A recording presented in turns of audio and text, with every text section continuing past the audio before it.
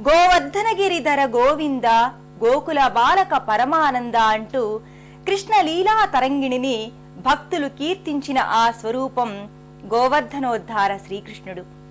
గోవర్ధన స్వామిగా అవతరించిన శ్రీకృష్ణుడు గర్భాలయంలో దివ్య కాంతుల్ని వెదజల్లుతూ భక్తాభీష్ట వరదాయకునిగా పూజలందుకుంటున్నాడు.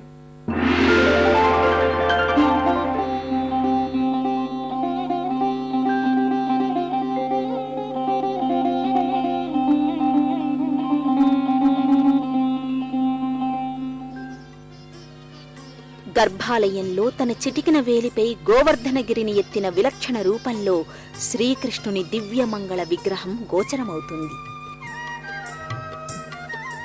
సంపూర్ణ పంచలోహ కవచాలంకృతంగా గోవర్ధన స్వామి ప్రకటితమవుతాడు. నందబాలం భజరే నందబాలం. పుష్పమాలికల శోభతో మురళీ మనోహరునిగా ఇరువైపులా దేవేరులతో కలిసి ఉత్సవమూర్తులు మూల విరాట్ సమీపంలో నెలకొని ఉంటాయి. బృందావన వాసుదేవ బృందాలోలం నందబాలం భజరే నందబాలం.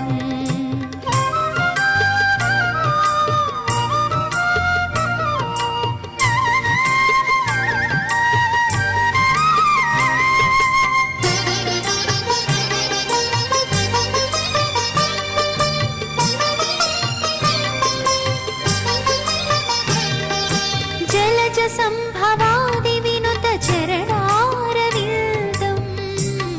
కృష్ణం కృష్ణం.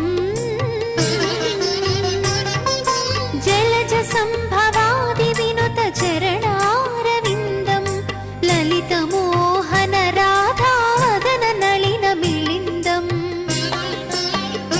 నందబాలం భజరే నందబాలం. బృందావన వాసుదేవ బృందాలోలం నందబాలం భజరే నందబాలం.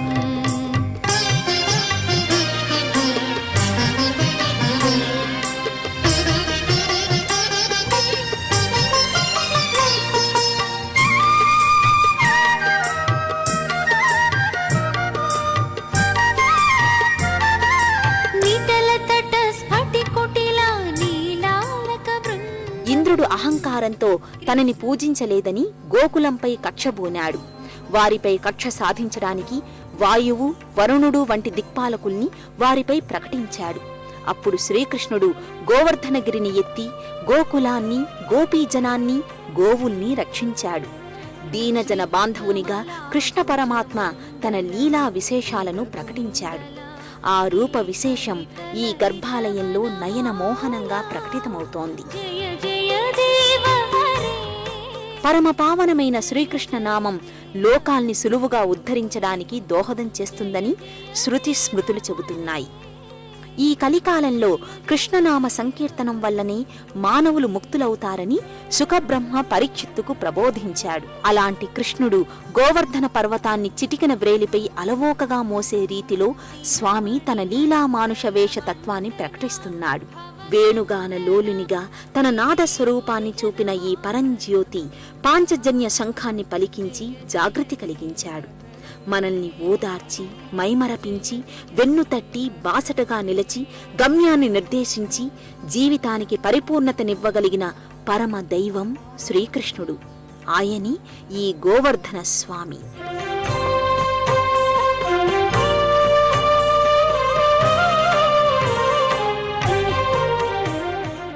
గర్భాలయానికి ఇరువైపులా ఉన్న జయ విజయుల మూర్తులు సదా స్వామి సేవలో తరిస్తున్న రీతిలో గోచరమవుతారు.